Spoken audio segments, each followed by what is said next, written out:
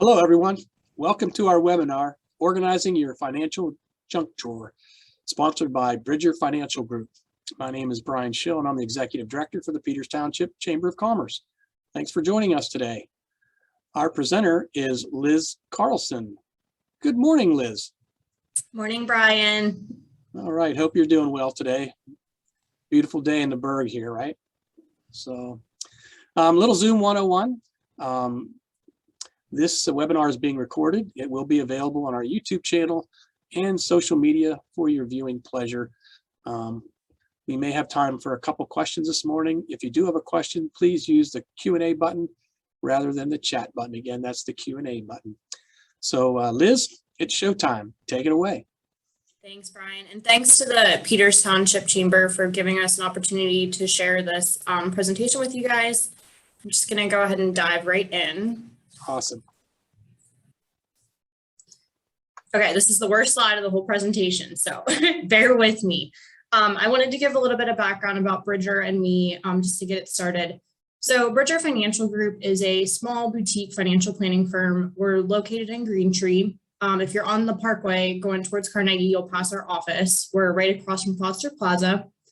So we really specialize in anything financial planning. So education planning, retirement planning, looking at cash flow, savings strategies, really anything that involves any of your financial stuff. We don't do taxes, but we do work with a number of CPAs. So we can really cover everything that you need help with when it comes to your finances. A little bit about me. My name is Liz Carlson. I'm the junior advisor here at Bridger. I have two other advisors, Melanie and Damon Calusi, and we have a couple of staff members here. I've been in the business. I just hit my 5-year anniversary, which is super crazy. I am securities and insurance licensed, so I can really do both ends of the spectrum. A little personal stuff. I'm from a really small town called Kane, PA. I don't know if anyone's ever heard of it. So I grew up in the Allegheny National Forest, moved to Pittsburgh 5 years ago. Melanie and Damon really took me under their wing, and I've just been here helping people really understand their finances since then, and it's been great. So a quick rundown of the agenda for the day. I'm going to talk about what a financial junk drawer is. I'm going to cover breaking that junk drawer and categorizing it into 3 components: protection, savings, and growth. We'll talk about how long to keep financial documents, both personal and business, how to store those financial documents, and then I'm going to cover a little bit about disability insurance, which is something that we're super passionate about at Bridger. It's a foundational component of your financial plan, super key, you need to have it. And then we'll do a little bit of Q&A. So does your financial plan look like a junk drawer? And this is actually a picture of my old junk drawer at my old house. I didn't take a new one because my boyfriend's taken it over with golf scorecards and like mail. So this one is an old junk drawer of mine. But we use this concept that a lot of people's financial plans look like a junk drawer. You probably have worked a number of jobs over your career. You've accumulated different group benefits, different retirement plans. You probably have a will, a power of attorney. You might have inherited some bonds, savings bonds. You just accumulate all these different pieces to your financial plan, and it turns into this like mumble jumbled mess that's eventually gets hard to organize and hard to understand. So when we meet with our clients, the very first step that we take is we go through a strenuous but necessary data collection process where we have them pull their documents for every single piece of their financial plan. And then we'll take a look at it and make sure that they understand everything and how it affects everything. So the way that you have your will set up can affect, your whole entire legacy planning, and the investments inside of all your different retirement plans affect your overall growth of your portfolio. So we'll take a look at all that. We'll identify different gaps in their plan and help them put together strategies to address those gaps and red flags and areas of concern. So I talked about breaking your financial plan down into 3 components: protection, savings, and growth. So the protection piece we put first because ultimately, if you don't have this piece, if it's not in good order, the rest of your plan is at risk at all times. So our first step is to review your current protection strategies for loved ones, assets, and lifestyle. We look for ways to manage expenses, maximize coverage, and help reduce risk. So this is your things like your insurance, making sure that you have the proper legal documents. Then once that is all, we address all the red flags and areas of concern in your protection component, we'll go to savings. So next we focus on your savings vehicles by analyzing safety, rate of return, and liquidity aspects. The goal is to help reduce risk, potentially increase yield, and identify any available tax savings. And then lastly, we'll look at the fun stuff. So your growth component. We'll then evaluate the growth and income elements of your financial life, analyzing your current and future tax or future revenue, risk and tax implications, along with your long-term financial goals. So next, I'm going to go over these different components and just address some of the number one areas of concern we often see, red flags that like a lot of people have that we see when we start to break down their financial plans. So in the protection component, one of the things you'll definitely want to evaluate is your property and casualty insurance. So we always ask for the most recent declaration pages from our clients, auto, home, renters if they have it. So one of the things we'll ask is like, when is the last time that you had your coverage quoted? Because a lot of times people have been with the same company for years and years and years. It might be their buddy, it might be someone they grew up with, a good contact from work. But a lot of times you can get the same coverage somewhere else at a cheaper cost. So when we're looking at someone's cash flow, this is one of the very first places that we'll go to look to free up cash flow. So we do work with a couple different brokers. There's a lot of them in the Pittsburgh area. So it's not hard to send off your deck pages every couple years, get them quoted, see if there's any cost savings available. The other important thing to think about when you're talking about property and casualty insurance is, one, do you know what an umbrella policy is? And two, do you have one? So your umbrella policy will step in and take over once you've reached the limits on your auto and homeowners insurance. So if you have assets that you don't want someone to sue you for or don't want to put at risk, it's important to have that in place. A lot of people don't have umbrella policies. They're very cheap. A lot of times we've seen, we'll have our clients take their auto, homeowners, renters, get that quoted. They'll save $150 and that will cover the umbrella policy. So a lot of times we can add it into your plan at no additional cost. And those come in $1 million chunks. So $1 million umbrella policy, a $2 million umbrella policy, just really important to have. So next time you meet with your property and casualty agent, make sure you ask them about umbrella policies. Another big component of the protection category is your group benefits. So one of the things to look at is, what are your basic group life and disability insurance? A lot of times we'll see like 1 times or 1.5 times your salary is your basic group life that's covered by your employer. A lot of times disability insurance will be in the range of like 40 to 60% of your income that's covered. I'm not going to talk a whole lot about disability insurance in this piece because I saved that specifically for the end because it's so important. Another thing to look at is, are you enrolled in any voluntary benefits? So we'll see a lot of times clients that enroll in the voluntary group life. So they'll buy up like 3, 4, 5 times their salary, but which is great. It's great to have the coverage. But one of the things that they might not be aware of is that they can get that coverage personally owned somewhere else at a similar cost. And at that point, they always say you can take it when you leave, and you can, but when you get it personally owned through, an agent, you can really kind of structure it how you want it. Some companies have better convertibility features than other companies. So it's just good to get it kind of quoted and see if you can get it personally owned rather than through your group insurance. Is your group insurance coverage enough? When it comes to life insurance, a lot of times that 1 times your salary or 1.5 times your salary is enough to cover your funeral expenses, but is that enough to keep your family on their feet? And can they sustain their lifestyle if you were to pass away? So it's a good thing to take a look at and think about. Another important thing is, who are your beneficiaries? I know when I first got my first job and set my beneficiaries, I put like my mom and my dad. And then a lot of people do that. And then they'll be 20 years down the road, they'll be married, they'll have kids, and they're like parents who are 90 years old are still their beneficiaries. So it's something to keep on top of. Last thing in the protection component that I wanted to bring up is legal documents. There's 3 really important legal documents that every person needs to have. a will, a durable power of attorney, and a living will or healthcare directive. You would not believe the amount of people that come to us and they don't have these things. And they're so, so important, because if you don't have these legal documents, if something happens to you, your whole entire plan can just be thrown off course. An example that I always give, one of a close friend had a brother who was a healthy 26-year-old until he got a staph infection in his brain and became completely disabled. And he didn't have these legal documents. And since he was over the age of 18, his parents really didn't have any power over him. So they had to petition to the courts to become his guardian. And to this day, they still have to go and report back on how they're spending his money and what documents they're signing for him. And so it's really important to make sure that you, and if you have kids that are 18 or older, they all have these documents. Any estate planning attorney in the area can help you with them.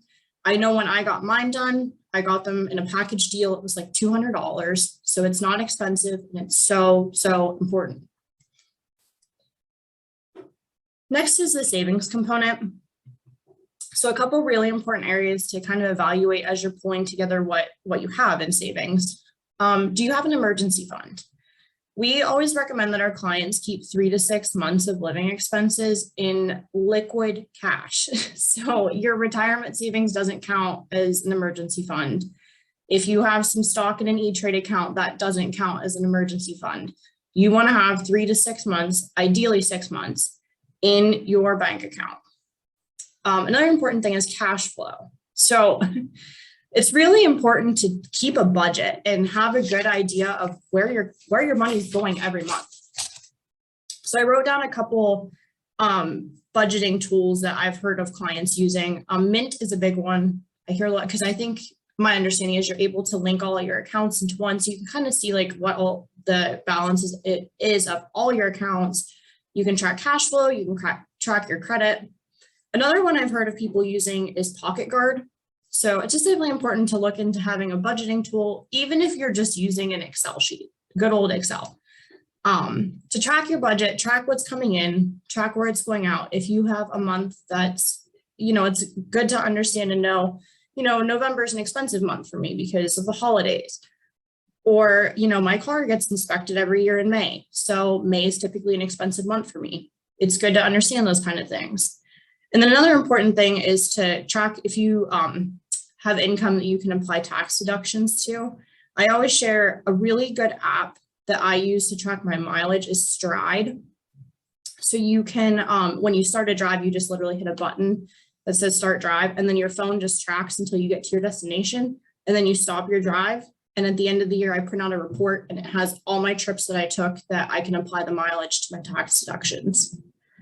So it's really good to just track those things, keep them back them up on your computer so you have them in multiple places. And then it's really important to understand not just where it's going, but do you have net cash flow at the end of the month? Because if you have net cash flow, it should be going to savings. And if it's not, we need to figure out where it's going, if it's going somewhere efficient. And then lastly, Social Security. So we get the question all the time, is Social Security going to be there when I get older? We can only plan for what we know to be true today. And what we know to be true today is that there will be some sort of Social Security benefit. Whether it looks like it does right now, we don't know.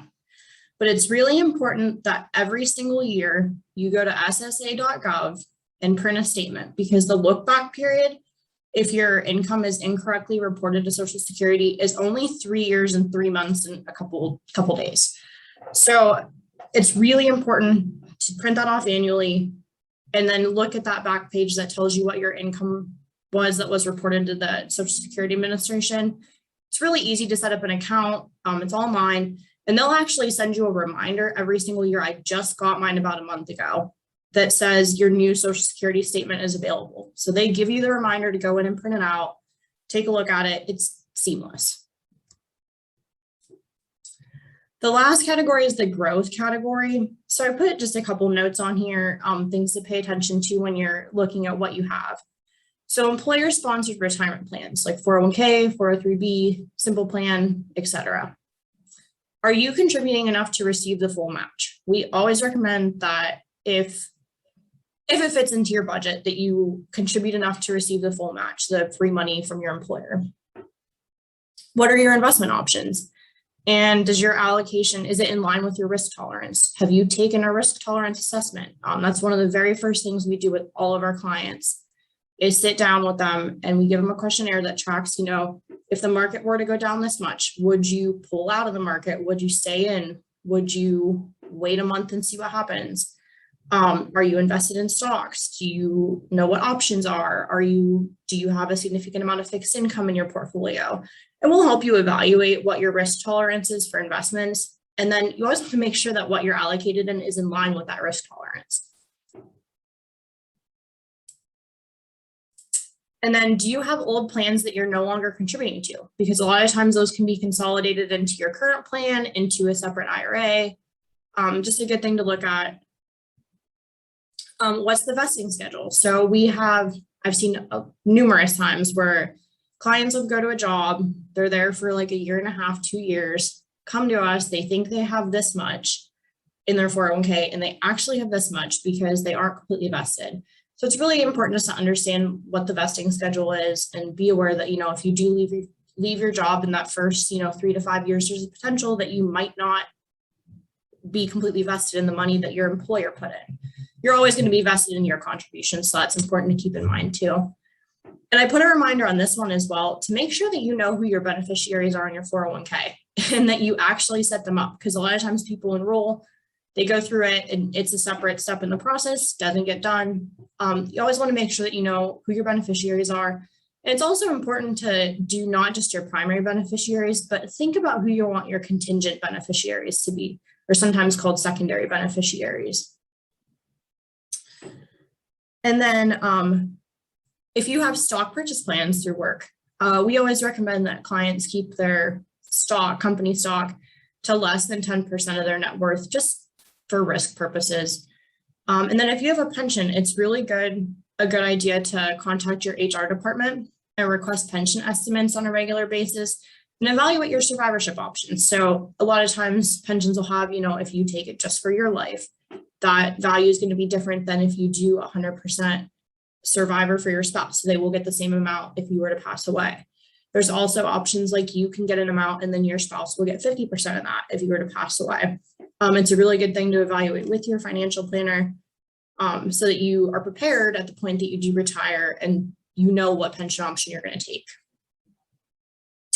Another thing I didn't include on the slide that I wanted to bring up to you is like any 529s or college savings plans. It's important to understand, don't just set them up and put money into them.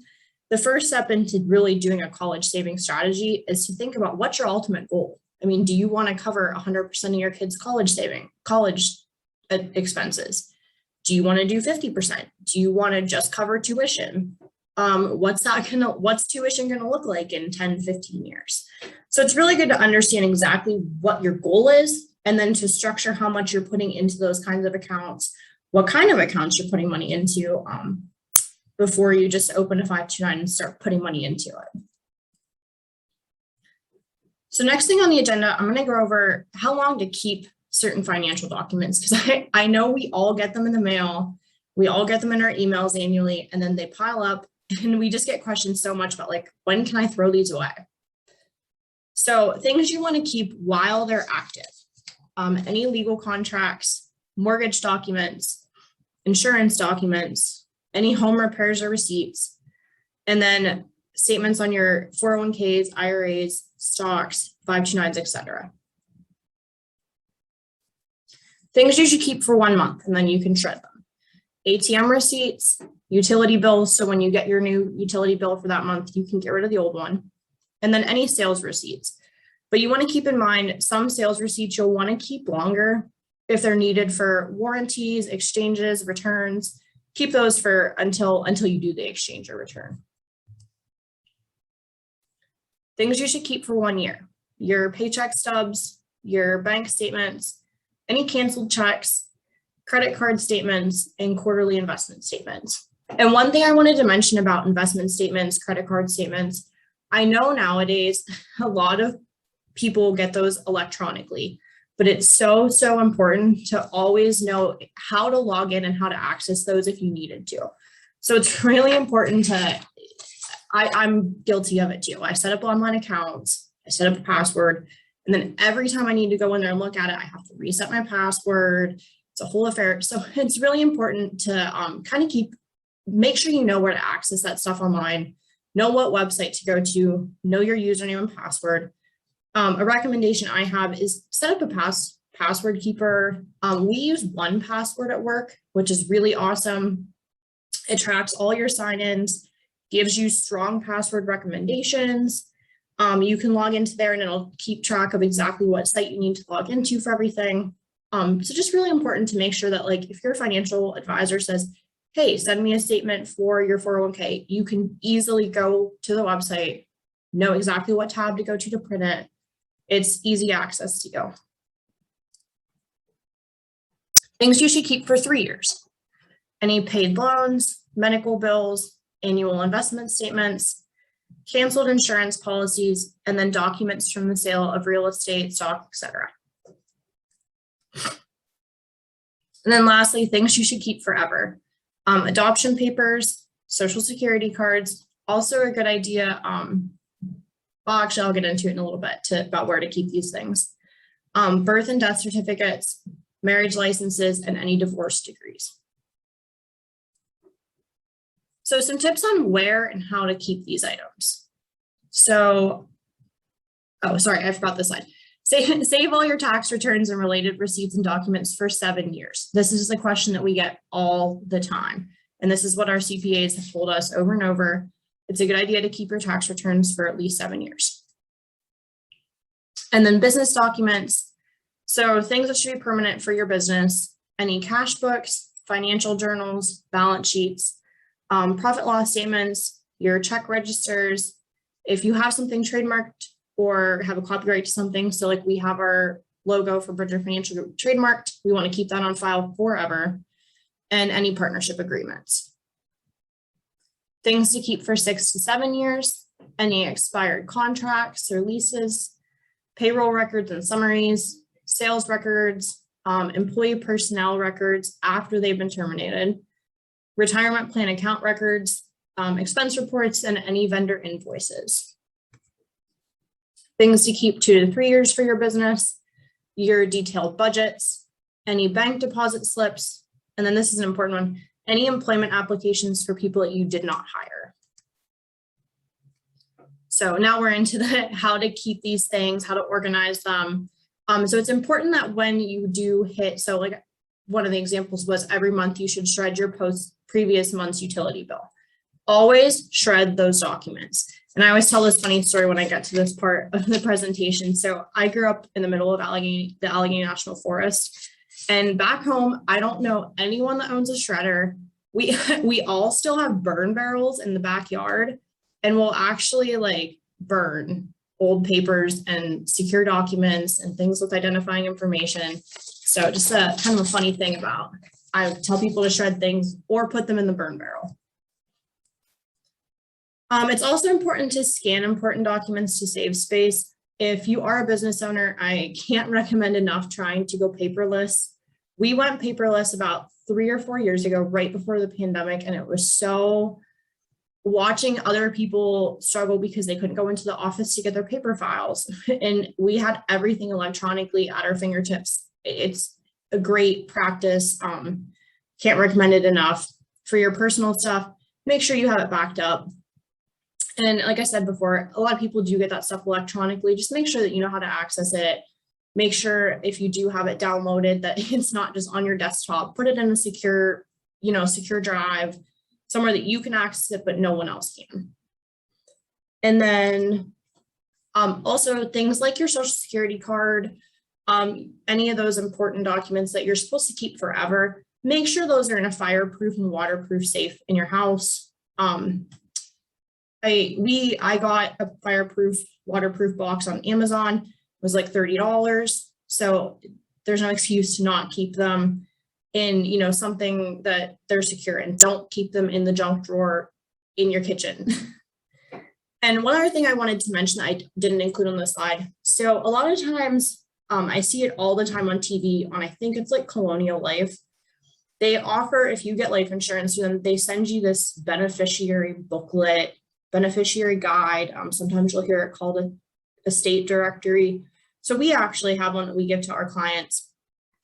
And what it is it's a document that just basically gives you space to list out every investment account you have, who the advisor is on it, how to contact them. Same with life insurance and disability insurance, any insurance really. So like who your PNC agent is, how to contact them if something happens to you and your loved ones need to get information on that.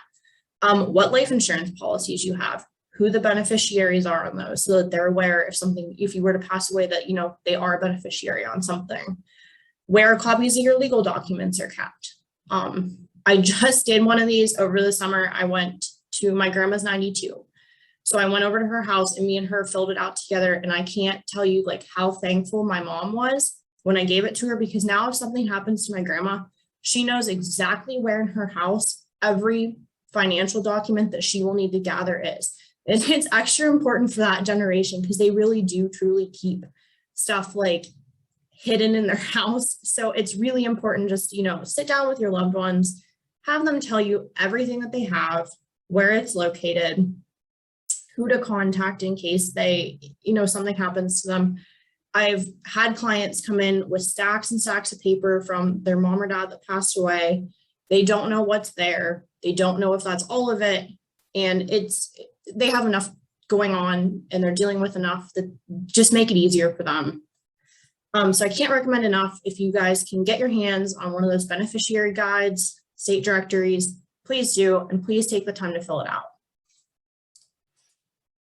So the last part of this presentation, I left a spot at the end just for disability insurance. Like I said before, it is us at Bridger, we are so concerned about making sure that our clients have their most valuable asset protected. Everyone thinks, oh, it's my car, it's my house. It's neither of those things. Your most valuable asset is 100% your ability to earn an income now for the next 20, 30, 40, 50 years to provide for your family, to fund your expenses. So you need to make sure before you start, before we get into the fun and cool stock purchases, growth stuff, it's really, really important to make sure that you have sufficient disability insurance coverage. So a couple statistics I always like to share when I talk about disability insurance. A study by the Federal Reserve Fund found that 47% of Americans could not handle a $400 emergency. So this goes back to that emergency fund. You need to have 3 to 6 months of expenses in your emergency fund. If you don't, you are extra at risk in the instance that you are disabled because you don't have that money to fall back on. So it's so, so important, 1, to make sure you have that emergency fund, 2, to make sure you have the disability insurance. The average Social Security disability benefit is only $1,166 a month, which is just below the 2015 federal poverty line. 95% of disabling accidents and illnesses are not work-related, so workers' comp doesn't cover them. And then I recently sat in on a presentation for a CE class, continuing education class on disability insurance. And I took away this really, not awesome because it's sad, but these really important statistics on, these are the most common claims that disability insurance companies get for people that are going on claim. And this is a Prudential study. So one of the comments we get a lot of times when we recommend disability insurance to our clients, I work in an office. I could break my leg and still go to work. It's going to take a lot for me to get disabled. But that's not true. So the number one, according to this Prudential study, the number one claim that the disability insurance company that they were studying got was for musculoskeletal and connective tissue issues, AKA back pain. I mean, I'm only 26 and I know so many people, even my age, that see a chiropractor regularly for, back pain, muscle pain. And if you have chronic pain, sitting in a chair all day at a computer desk, going into the office, it gets hard. So that's 25% of all claims. The number 2 thing that they had people go on claim for was nervous system. So headaches and migraines. It's really, really hard to work on a computer all day when you have a migraine, when you have to sit in the dark. Makes it really difficult. And then number 3, and this is so important because of the pandemic and the stress that's caused on people, is any kind of mental disorders. And actually, one of the very last things on the list was, when you think of disability insurance, a lot of people are like, oh, auto accident. Oh, permanent disability. A lot of times, what is a permanent disability? But a lot of times things like auto accidents and stuff, they only cover 5% of claims. So it's just really important to understand anyone can become disabled. You don't have to be in a car accident to be disabled. You don't have to have some crippling disease to be disabled. Things like back pain, things like headaches, they can really cause problems when it comes to being able to go to work and earn your income potential every day. So a couple of things to just note about group disability insurance. A lot of times people have their group disability insurance and think that that's sufficient coverage. But there's some really important key factors to take note of when you're thinking about your group disability insurance. Most of the time, not all the time, most of the time when we see group disability insurance, it is what we call, the definition of disability is own occupation for 2 years and then own occupation and not working. So what that means, own occupation if you can't do the duties of your job. So an example I always give, if you're a doctor and you get tingliness, or a surgeon, if you're a surgeon and you get tingliness and numbness in your hands, you're not going to be able to do surgeries anymore. But if you can go, so you're considered own disabled. But if you can go and be a greeter at Walmart, you're still covered for those 2 years.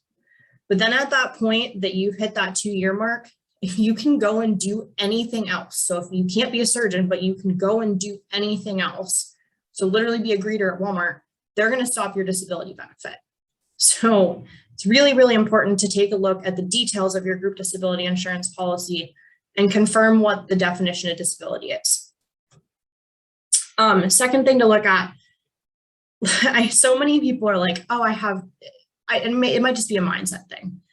It's so important to have both short-term, but more importantly, long-term disability insurance. Short-term, we consider, a year, 6 months, and really ideally, you will have that emergency fund in place to cover things like a short-term disability, like being off work for a surgery for 3 months. It's really the long-term disabilities that is going to be what's detrimental to your whole entire financial plan, your ability to save, your ability to earn income, your ability to pay your debts. So it's really that long-term disability that's so, so important to make sure you have covered. Another key thing to note about group disability insurance is if it's 100% employer paid, it's going to be taxable when you go on claim. So a very common percentage that we'll see is like, oh, my group disability insurance covers 60% of my income. Okay, but it's employer paid. So you get hit with tax and you go on claim. Part of that's going to be taxable, and that 60% can very, very quickly become 50%, 45%. So take a second and think of the lifestyle you have now and think about if you had to fund that lifestyle with half of the income, could you do it? Could you even, cut back your lifestyle to make it affordable? So just really, really important to think about.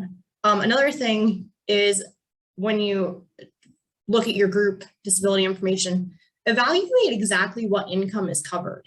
So if it's just, because a lot of times we will see it's just base salary. So if you're someone in sales, if you're someone that earns a significant amount in commission and bonus, make sure that income's covered. Because if it's not covered by your group policy, you need to go talk to an advisor and you need to get it covered with a supplemental personally owned policy. So that leads me just to my last little note, kind of a little pitch. So Bridger does have a program set up with the Peters Township Chamber of Commerce.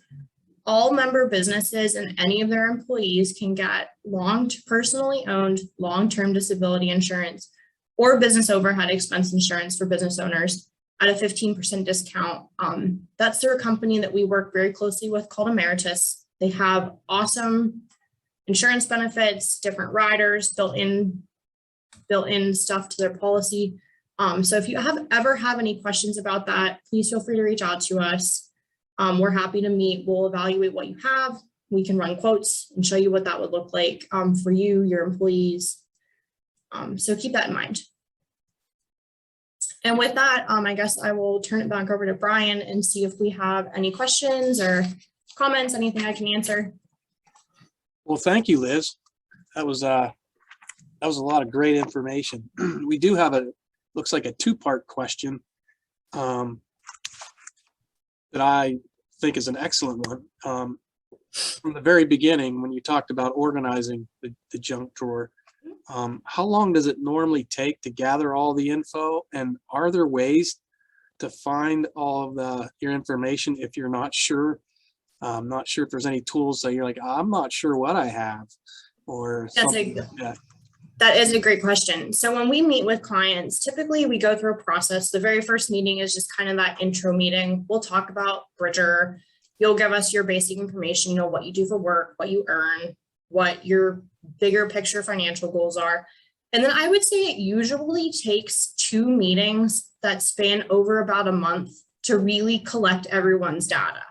Because there's going to be that initial data collection that the prospect does, where they, you know, gather what they think they have, give it to us, and then we'll go through it and evaluate, you know, you're missing this. Do you have it? Can you get us more details on your disability insurance? Can you pull the investments that are available inside your 401k, you know, et cetera. So I would say if you're working with an advisor, it'll take about a month to really get a good grasp on what you have. You know, we'll upload it into a software so that you can view it visually, what you have. A good tool that we use is we do have a checklist that we'll give our prospects that just basically lists out every potential financial document you could have. And you just go through the checklist and mark, you know, yes, I have auto insurance, pull my deck pages. Yes, I have homeowners insurance, pull the deck pages. Yes, I have, you know, an old simple plan. I have an IRA, pull those statements. So that's a great tool. And if you work with an advisor, a lot of them have tools just like that. A document checklist to make sure that to kind of guide you in searching for those financial documents.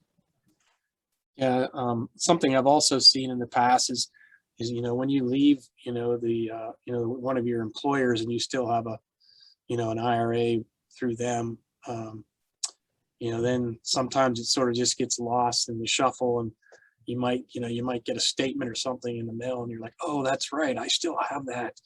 You know, I better put that and organize that in my drawer and try to, integrate all that. So it's just not. Yeah, and it's so important to keep on top of those old plans too, because like I alluded to a little bit, it's important to make sure that overall your total investment portfolio is in line with your risk score. So if you have that old 401k that you threw into, you know, a target date retirement fund, and it's gotten really conservative over time, even if it's just a small portion of your portfolio, it can throw the whole thing off so that you're not in line with, you know, your risk score, your ultimate financial goals. So it's really important to keep on top of those old plans. Don't just let them fall off the radar.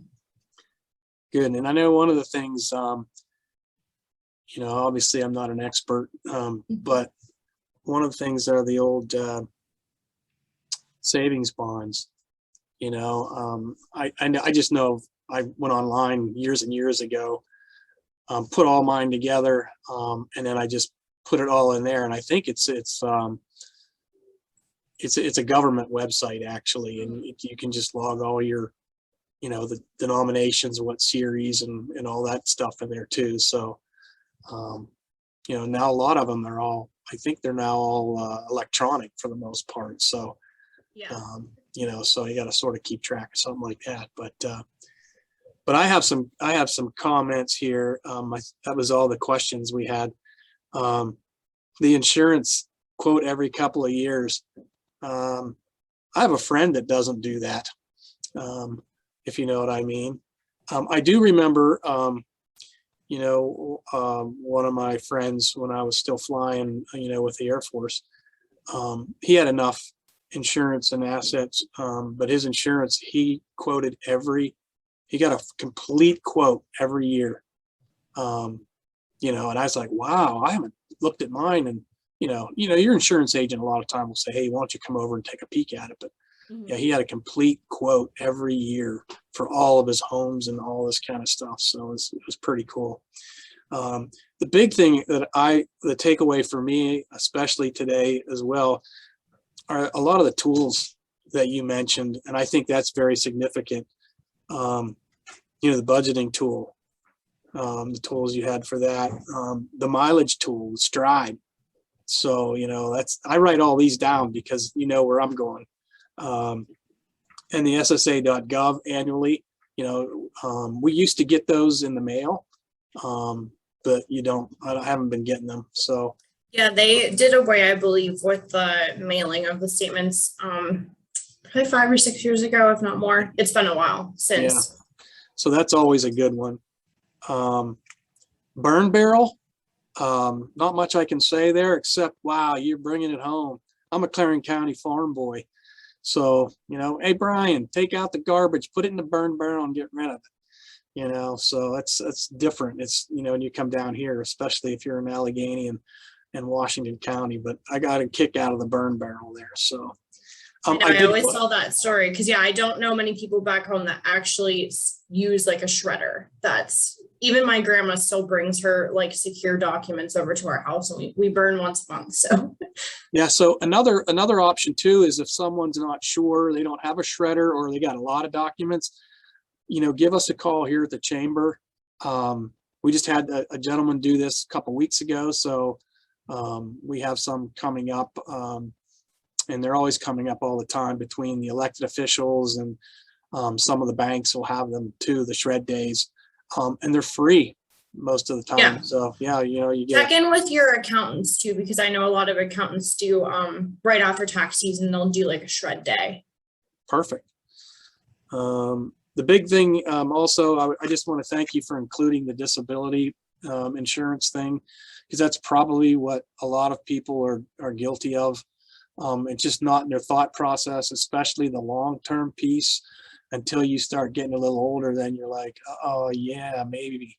But again, I also want to thank you for your partnership with that 15% discount for all of our members.